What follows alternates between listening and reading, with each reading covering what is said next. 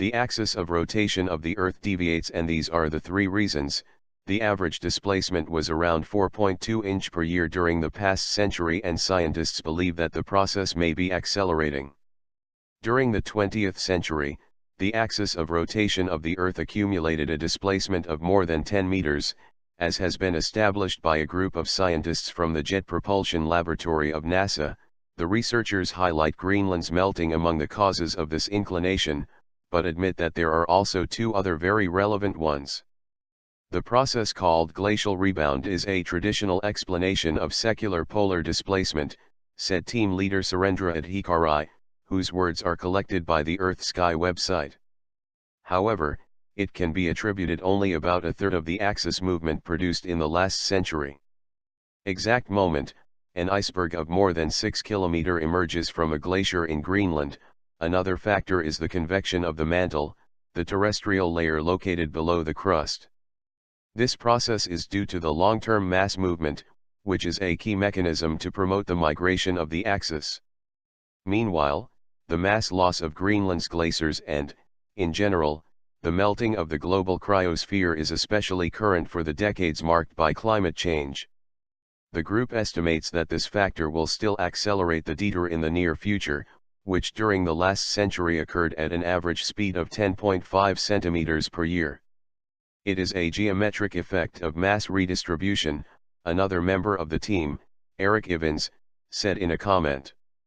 If you have a mass that is 45 degrees from the North Pole, which is Greenland, or from the South Pole, like the Patagonian glaciers, it will have a greater impact on the axis of rotation of the Earth than a mass that is just close to the pole, he explained. The three main causes have been identified thanks to an interactive simulation of polar movement, which is the result of a combination of 283 models of different cryospheric, hydrological, oceanic and seismogenic processes on Earth. A summary of the scientific article, which the Earth and Planetary Science Letters magazine will publish next November, details that they are sophisticated models that recently appeared and reconstruct the tectonic plates, along with geoid and seismic tomography models. The term global warming has a reassuring, comfortable sound, writes Jim Hansen.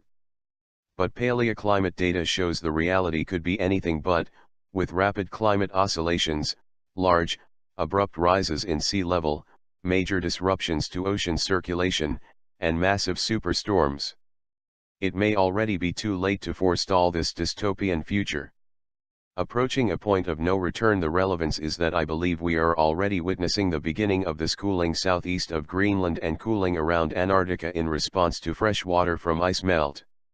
In that case, observed cooling southeast of Greenland and the extra warming along the United States east coast are not natural fluctuations.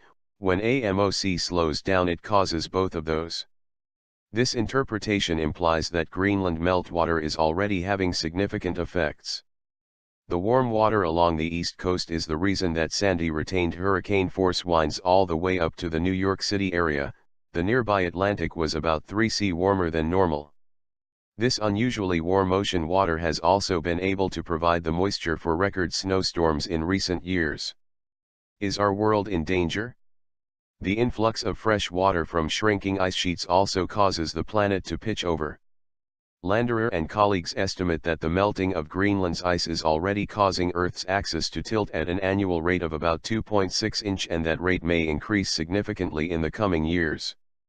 During this century, ocean warming will make the North Pole's spin axis to move towards Alaska and Hawaii about 1.5 inch per year. The newly redistributed mass will also make our planet to spin faster.